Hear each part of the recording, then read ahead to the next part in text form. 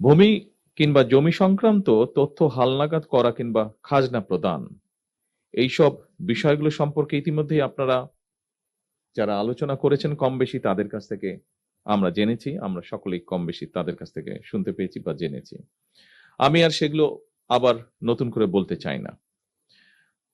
উপস্থিতিবৃন্দ, যুগ যুগ ধরে ভূমি জমি সংক্রান্ত হিসাব নিকাশ এবং এসবের ভাগ বাটোয়ার একটি চলমান প্রক্রিয়া আমাদের সমাজ জীবনে বা পারিবারিক জীবনে।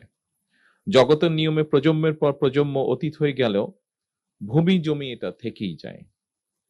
সময়ের পরিক্রমায় একই পরিবার হয়তো একই জমি বিভিন্ন শরিকদের মধ্যে বারবার বন্টন হতে থাকে।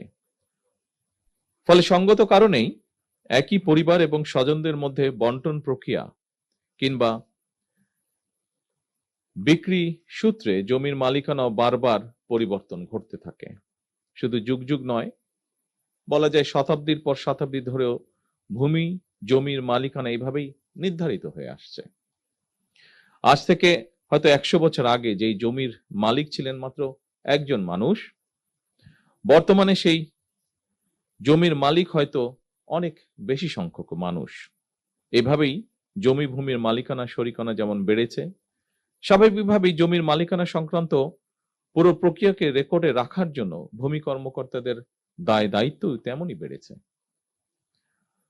মালিকানা, খাজনা, দলিল, খতিয়ান, দাগ, পর্চা, নামজারি, জমা খারিজ, মৌজা, সিএস, আর এস বা ডিএস, এই শব্দগুলোর সঙ্গে জমির মালিক মাত্রই কম বেশি পরিচিত সারা দেশময়। ফলে এইসব বিষয় নিজেদের মালিকানা হালনাগাদ রাখতে মানুষকে সংশ্লিষ্ট ভূমি অফিসে আসতেই হয়। তবে প্রযুক্তিগত উন্নয়নের সাথে সাথে ভূমি ব্যবস্থাপনাও আধুনিকরণ হয়েছে।